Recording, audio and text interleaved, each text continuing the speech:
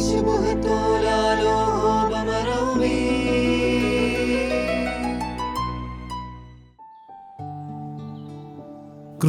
സമാധാനം നിങ്ങളോടുകൂടി ഉണ്ടായിരിക്കട്ടെ. വചനകിരണത്തിലേക്ക് ഏവർക്കും സ്വാഗതം. സമയം പാതിരാത്രി കഴിഞ്ഞിരിക്കുന്നു. എന്നിട്ടും ഉറങ്ങാൻ കഴിയുന്നില്ല. നവോമി കട്ടിലിൽ തിരിഞ്ഞും മറിഞ്ഞും കിടക്കുകയാണ്. ജീവിതത്തിൽ തുടർച്ചയായി വന്നു ഭവിച്ച ദുരന്തങ്ങളെയോർത്ത് മനസ്സ് തകർന്നാണ് അവളുടെ കിടപ്പ്. നാളെ മക്കളെ രണ്ടുപേരെയും പിരിഞ്ഞ് സ്വന്തം നാട്ടിലേക്ക് പോകണം. മക്കളെന്ന് പറയുമ്പോൾ മരുമക്കളാണ്. ഒരിക്കൽ പോലും അവരെ മക്കളായിട്ടല്ലാതെ കണ്ടിട്ടില്ല. അത്രയേറെ സ്നേഹിച്ചിട്ടുണ്ട് രൂത്തിനെയും ഓർപ്പയെയും. വലിയ പ്രതീക്ഷയോടെയാണ് എൽക്കാനയോടൊത്തുള്ള ജീവിതം ആരംഭിച്ചത്. 2 ആൺമക്കളുണ്ടായപ്പോൾ ജീവിതത്തിൽ വലിയ സന്തോഷമായി. കൂട്ടിന് 3 പേരും എന്നും ഉണ്ടാകുമല്ലോ എന്ന് കരുതി ഏറെ ആഹ്ലാദിച്ചു. പക്ഷേ സന്തോഷം അധികം നാൾ നീണ്ടു നിന്നില്ല. സ്വന്തം നാടായ ബേത്ലഹേമിൽ നിന്ന് പറക്കമുറ്റാത്ത കുഞ്ഞുങ്ങളെയും എടുത്തുകൊണ്ട് പോകുന്നതാണ് വർഷങ്ങൾക്ക് മുമ്പ്. നാട്ടിൽ ക്ഷാമവും കുടുംബത്തിൽ ദാരിദ്ര്യവും കടന്നു വരുമ്പോൾ രക്ഷ നേടാൻ കണ്ടെത്തിയ വഴി. പക്ഷെ എന്ത് പറയാനാണ്, പ്രതിസന്ധികളുടെ ഘോഷയാത്രയായിരുന്നു പിന്നീട് ജീവിതത്തിൽ. ഭർത്താവായ എൽക്കാന മക്കളെ അവളെ ഏൽപ്പിച്ചിട്ട് ഇഹലോകവാസം വെടിഞ്ഞു. 2 കൊച്ചു കുഞ്ഞുങ്ങളെ വളർത്തി വലുതാക്കി നല്ലൊരു തൊഴിലും ജീവിത പങ്കാളികളെയും കണ്ടെത്തി കൊടുക്കുന്നത് വരെ നവോമിക്ക് ഉറക്കമില്ലാത്ത നാളുകളായിരുന്നു.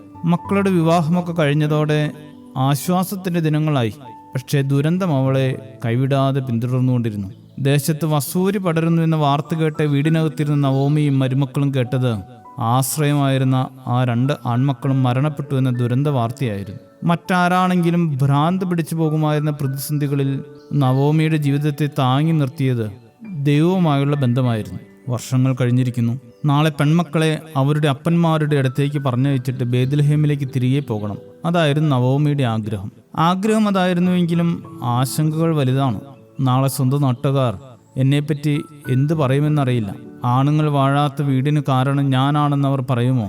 ഭർത്താവിൻ്റെ സ്വത്ത് കൈക്കലാക്കുവാൻ ഞാൻ അദ്ദേഹത്തെ അപകടപ്പെടുത്തിയെന്ന് ആരെങ്കിലും പിറുവിറുക്കുമോ? ഇങ്ങനെ ഉത്തരമില്ലാത്ത ചോദ്യങ്ങളുമായി ആ രാത്രി അവൾ കഴിച്ചുകൂട്ടി. രാവിലെ ഓർപ്പ അമ്മയെ കെട്ടിപ്പിടിച്ച് കരഞ്ഞ് സ്വന്തം ഭവനത്തിലേക്ക് യാത്രയായി. പക്ഷേ രൂത്ത് പോകാൻ തയ്യാറായില്ല.